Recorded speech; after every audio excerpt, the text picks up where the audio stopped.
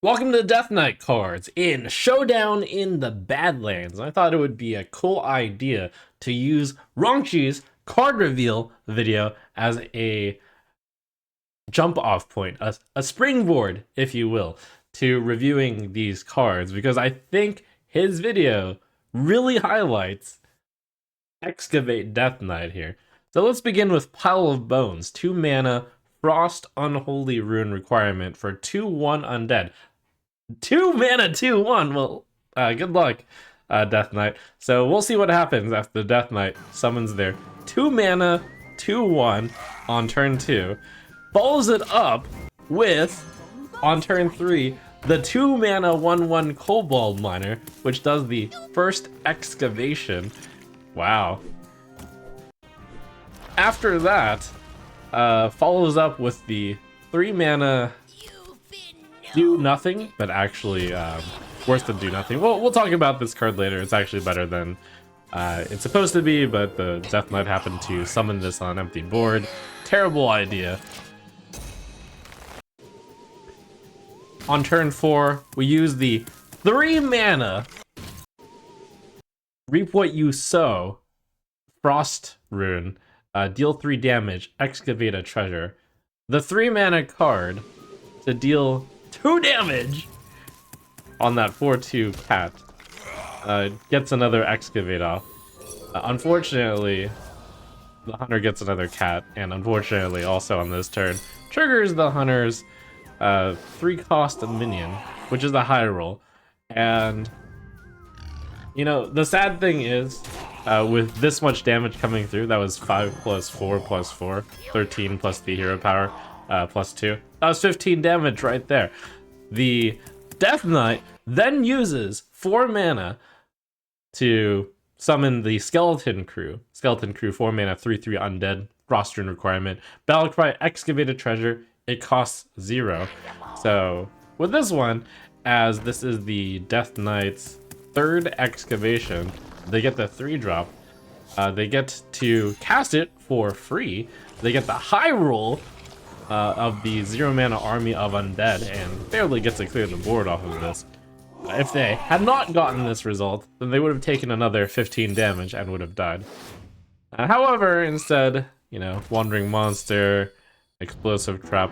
So the sad thing is, after you spend your turn 2 playing a 2/1 and your turn 3 playing a 1/1 and your turn 4 dealing 2 damage, and then your turn 5 luck stacking into the Skeleton Crew, which gets the board clear, you still die on turn 6 to the hunter. So yeah, that is Excavation Death Knight. So let's talk about those excavation cards one more time. You got the Pile of Bones. That's a 2 mana 2/1, way too slow. You've got Reap What You Sow, 3 mana, deal 3 damage, excavate a treasure, way too slow. You've got Skeleton Crew, 4 mana, 3/3 battlecry, excavate a treasure, cost 0. Honestly, this would be rather good if the other excavation cards weren't too slow, but they are too slow. But this card is really good if excavate were good, but I don't think it's good. The excavation reward for Death Knight is the Azurite Rat, the 4 mana 5/5 elemental beast. Battlecry, resurrect your highest cost minion, give it +2/+2 reborn and lifesteal. I mean, that's a pretty good payoff, but the problem is, boy, do those excavation cards, boy, are they too slow. You gotta play the neutral cards with it, it seems. And then your payoff is this Harrowing Ox, where you get to catch up a little bit. Actually, it's not catch up. You have to get the 7 mana to play your 7/7 taunt. And then that allows you to play another card for cheap. It's rough. It's rough. So, in short, I don't think Excavation Death Knight is going to work out.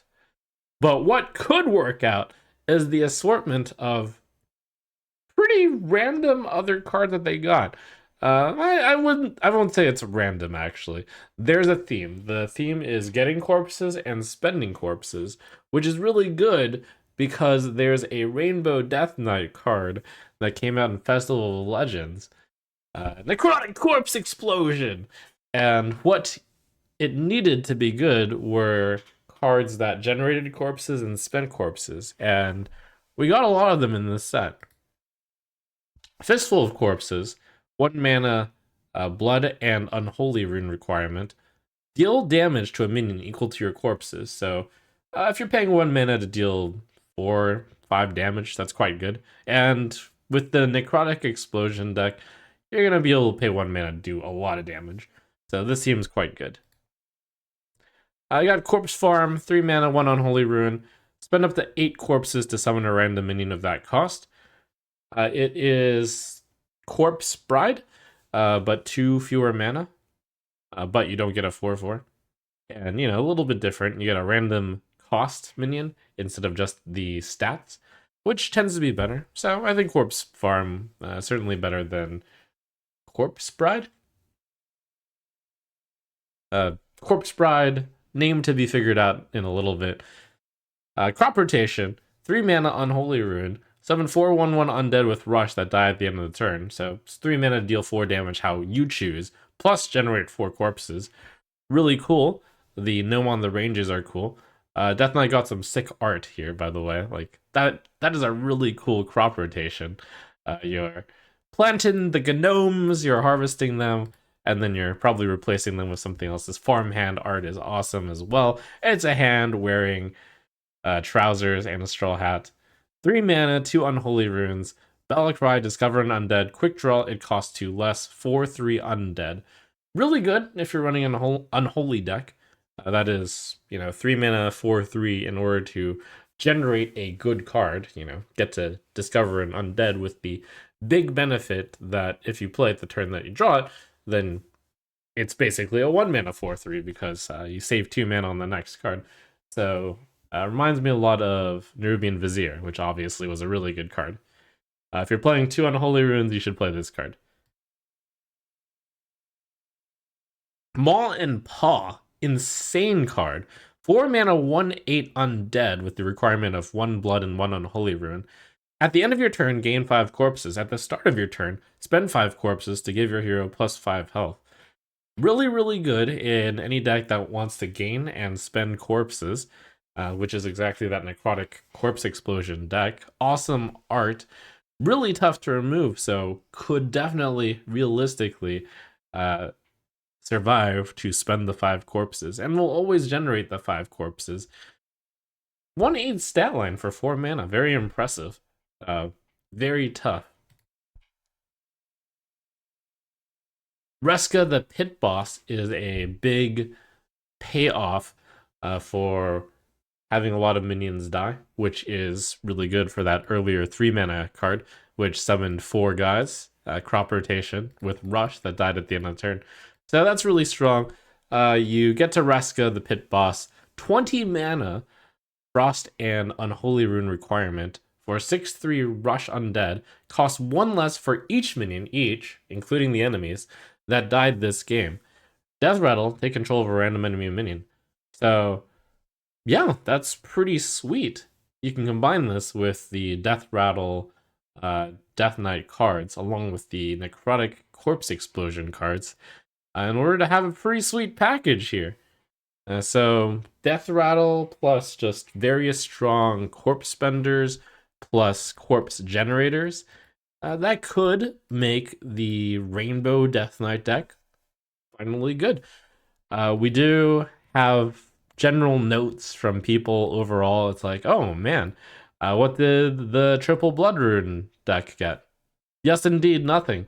It turns out to be pretty hard to give all the Death Knight decks, good stuff when you're printing multiple cards that, obviously can't go into the Triple Rune archetype. So this set of Death Knight is meant for the multi-rune sets. Kind of cool. I don't play Death Knight that much, but fortunately in my research I found in the competitive HS site Timmy A. Sheck's comments. So let's just go ahead and read that. It was a lot of my analysis here. We're counting on this guy being right. I've been playing Rainbow Death Knight since Festival of Legends as one of my main decks. This set is extremely promising for the deck. I haven't worked out an exact build yet, but the deck will get significantly better with these cards. Fistful of Corpses. No brainer, the deck makes a lot of corpses and spends them. Make 1 to 2 corpses per turn before 5. So essentially, that's him saying that he thinks he can deal, 5 to 10 damage with Fistful of Corpses. That's pretty sweet. Corpse Farm is a maybe, 2-mana discount on Corpse Bride. Yeah, I mean, I think that's pretty good. Maul and Paw, obviously it's insane. We're gonna copy it, we're gonna give it Reborn. Yeah, seems really good. Oh, I hadn't even mentioned. So yeah, that's a legendary. So the only sad thing is you only get one of them. But what if you copied it? Then that would be pretty sweet if you played multiple of them. Let's go farming, baby. Excavate stuff.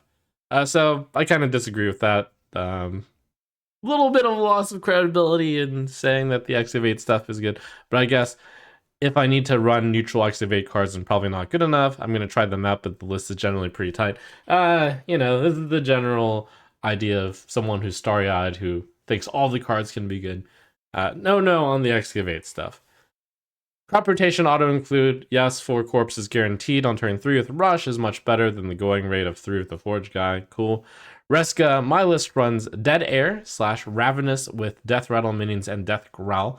This card is insane. When it comes down, it'll completely flip the board and is easily comboable with the discount. Yeah.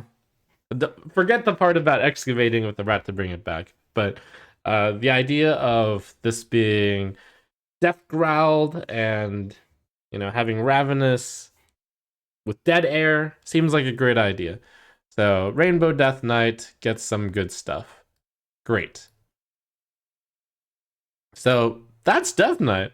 Interesting direction, having this many multi-ruined cards. The Excavate package is there. It is all pretty much one Frost Rune will pull it off. So plus the Unholy Rune if you want to run Pile of Bones, which is probably too slow. The entire Excavate idea is probably too slow. But hey, give it a shot if you want. I think that Necrotic Corpse Explosion deck actually has a real chance. Give it a shot. It's either going to work or it won't. And who's to know, because it's a completely new archetype. It's one of those expansions where there's a bunch of good cards, and it might be enough good cards to boost a previously unviable archetype into viability. So that's always exciting. All right, next up is going to be Hunter. Cool. Let's see what Hunter's going to get very shortly.